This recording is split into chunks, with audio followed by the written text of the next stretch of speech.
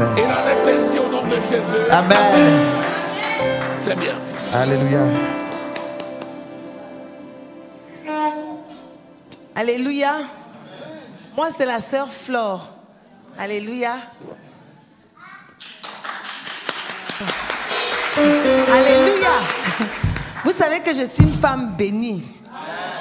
Je suis mariée. J'ai un bon travail.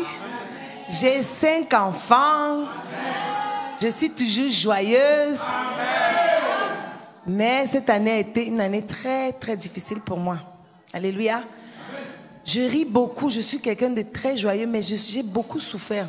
J'ai eu trop de galères cette année. Et l'année dernière, pardon.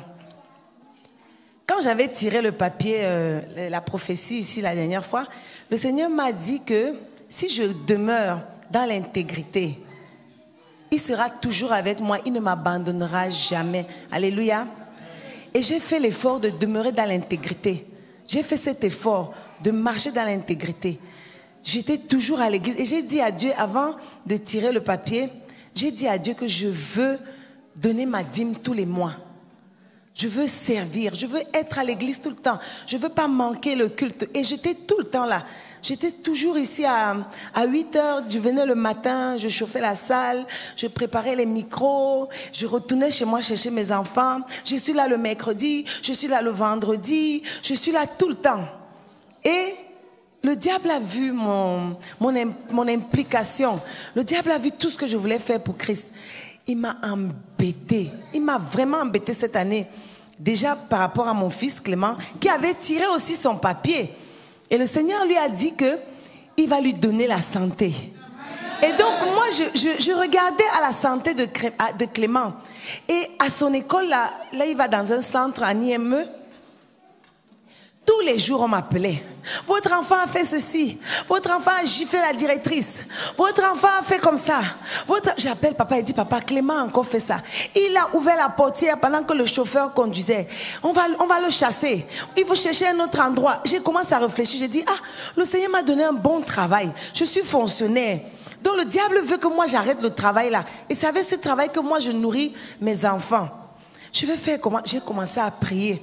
Après, ça s'est stabilisé du côté de Clément. J'ai travaillé et j'ai commencé à donner ma dîme. J'ai donné ma dîme tous les mois. Et un jour, paf, j'ai perdu certains boulots parce que je faisais des petits jobs à côté. Parce que j'ai beaucoup de charges en Afrique, en Tunisie, partout. J'ai beaucoup de charges. Donc, j'ai perdu des petits boulots. Et j'ai appelé papa Hubert. Je lui ai dit, papa, c'est chaud dans moi. Je ne sais pas comment je vais faire pour donner la dîme.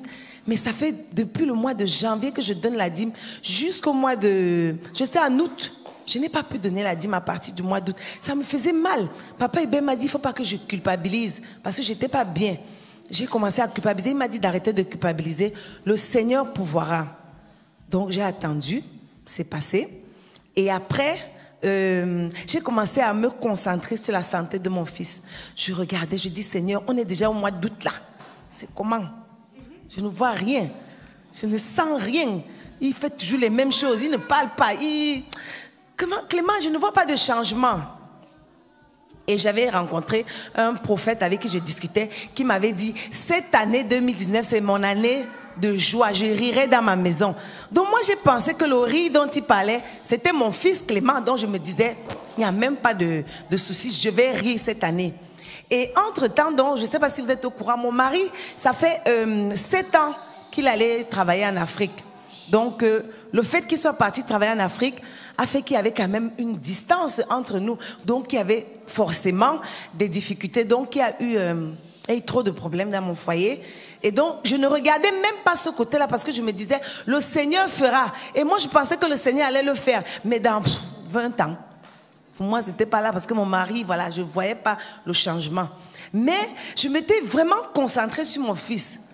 Et à ma grande surprise, le Seigneur a restauré. Quand je vous dis restaurer, ce n'est pas restaurer à moitié. Il a restauré mon foyer. Alléluia. Mon foyer est entièrement restauré. Je vous dis restaurer parce qu'aujourd'hui, je prie avec mon mari. On prie ensemble, on rigole ensemble comme quand on était jeune. Parce que je l'ai connu, j'avais 17 ans et lui, il en avait 20. Donc, je suis contente. Et quand j'ai appelé papa Hubert, Je dis, papa, je lui raconte l'histoire. Je n'avais même pas commencé, je n'avais même pas fini mon histoire, que papa était tellement content. Il a commencé à crier. J'ai dit, mon affaire, si, ma propre affaire. Il crie comme ça, il me dépasse même dans mon histoire. Il crie, je dis, je vais raconter ça à maman. Parce que ça fait des années que ça dure, ça fait 7 ans, près de 7 ans que ça dure. Et donc je me suis dit, en fait, j'ai dit à Colette, Colette, cette histoire-là, ce n'était pas Clément. C'était pas Clément. Donc moi j'avais les yeux fixés sur Clément, mais le Seigneur voulait me restaurer parce que c'était quelque chose qui était dur en moi. Et cette année, Clément il est venu, il a tiré son papier, il a retiré le même papier de l'année dernière. Alléluia, la même prophétie.